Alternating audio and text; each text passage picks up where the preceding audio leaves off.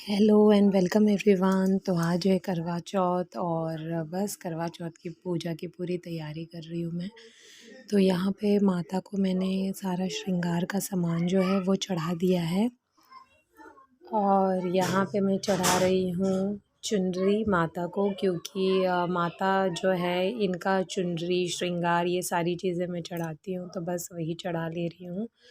और आज का दिन ऐसा रहा है कि सुबह से ना बादल छाए हुए थे, बहुत ज़्यादा बादल हो रखे थे, बारिश भी हो गई शाम को। तो सूर्य देव तो पहले ही दिखाई नहीं दे रहे थे, अब पता नहीं शाम को चंदा मामा भी दिखेंगे कि नहीं। तो बस यहाँ पे पूजा पाठ की पूरी तैयारी हो गई है और यहाँ पे मैंने चुनरी ओढ़ ली है, और ये जो चुनरी है ये मेरी शादी वाली चुनरी है जो मैंने ओढ़ रखी है।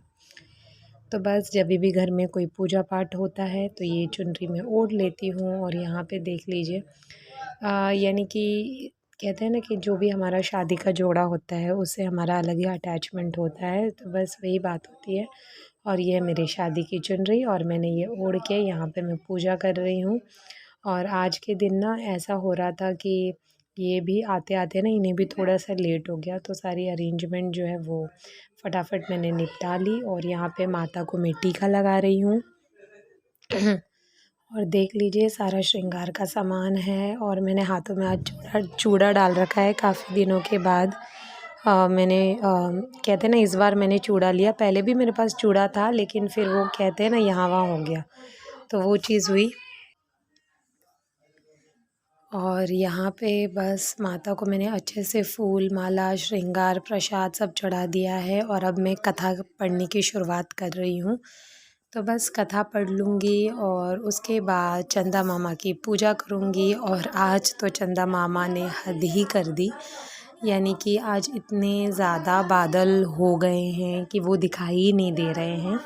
तो ये तो मैं जानती हूँ कि करवा चौथ के दिन वैसे भी बहुत लेट दिखते हैं, लेकिन आज पता नहीं कितने बजे तक दिखेंगे। और यहाँ पे मैं कथा पढ़ रही हूँ और बाजू में पीहू को देखिए, ये वो भी बैठ गई है, तो वो भी कुछ कुछ कर रही है और कथा सुन रही है। और कहते हैं ना कि कथा जब हम पढ़ लेते हैं उसके बाद चंदा मामा की पूजा करते हैं। तो बस यहाँ पे फटाफट मैंने कथा पढ़ लिया है।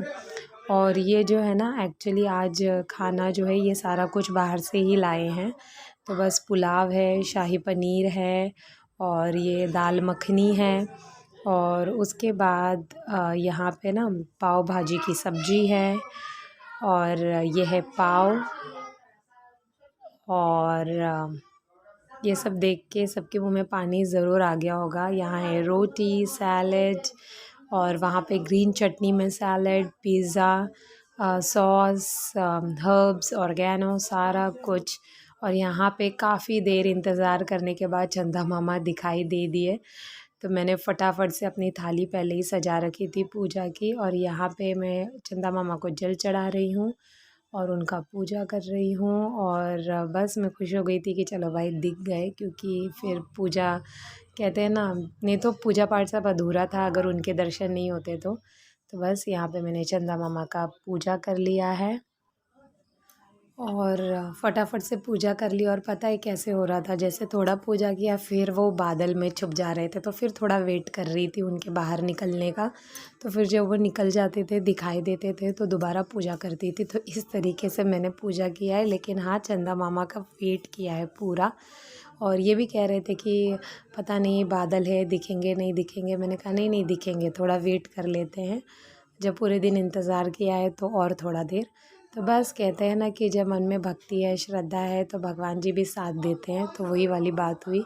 बहुत खुशी हुई जैसे ही चंदा मामा नज़र आए, बहुत ज़्यादा खुशी हुई। और उम्मीद करती हूँ कि सबका व्रत जो है वो सफल हुआ होगा और भगवान जी सबको लंबी उम्र दे और उनकी सुहाग की भी रक्षा करें और बस सबको खुश रखे स्वस्थ रखे, यही कामना करती हूँ।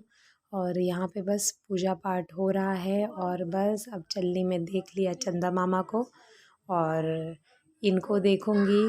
और बस बहुत अच्छे से मेरा करवा चौथ मन गया खुशी खुशी। और अगर आज का व्लॉग आप लोगों को अच्छा लगा है तो लाइक शेयर एंड सब्सक्राइब ज़रूर करिएगा। और उम्मीद करती हूँ कि सब खुश होंगे स्वस्थ होंगे। और यहाँ पे जो कहते हैं ना, चंदा मामा को देखने के बाद सब अपने हस्बैंड का चेहरा देखते हैं। जो भी करवा चौथ करते हैं सबको तो पता ही होगा। तो बस अलग सी खुशी रहती है और भगवान करे ऐसी खुशी हमेशा ही जीवन में भरी रहे और सब खुश रहे। तो आज के लिए इतना ही, फिर मिलूँगी नेक्स्ट व्लॉग में। बाय।